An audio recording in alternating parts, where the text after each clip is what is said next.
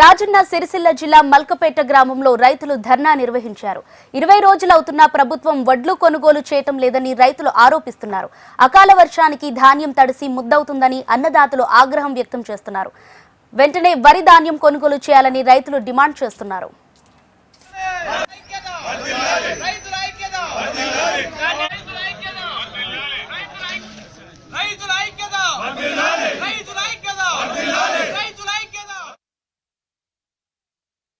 రైతుల వడ్లను వెంటనే కొనుగోలు చేయాలని మల్కపేట రైతు మొత్తం కూడా ఇక్కడ బస్టాండ్లో కూర్చోవడం జరిగింది. అలాగే ఇప్పటికీ 2 నెలలు అవుతుంది, అయినా కానీ వడ్లు కొనుగోలు చేయడం నిజంగా ఎంత దుర్భాగ్యం అంటే ఈ రైతులను పట్టించుకున్న పాపన ఏ ఒక్క ప్రభుత్వ అధికారి కూడా లేడు, ఏ ఒక్క మిల్లర్ కూడా లేడు.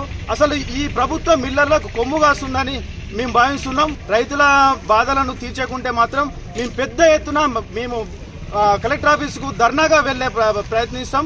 వెంటనే అధికారులు కానీ, చైర్మన్ కానీ, మిల్లర్లు కానీ ప్రభుత్వం వెంటనే దీనిపై స్పందించి రైతుల వడ్లను కొనుగోలు చేసి వెంటనే లారీలను పంపించి కొనుగోలు, లేదంటే వర్షాకాలం వచ్చే సూచన ఉన్నది. ఆల్రెడీ ఇంకొక 15 రోజులు అయితే వర్షాలు స్టార్ట్ అవుతాయి. రైతులు నెట్టేట ముంచడం తప్ప ఇంకొక మరొక ఉద్దేశంగా అని చెప్పి ఈ రైతుల మల్కపేట రైతుల పక్షాన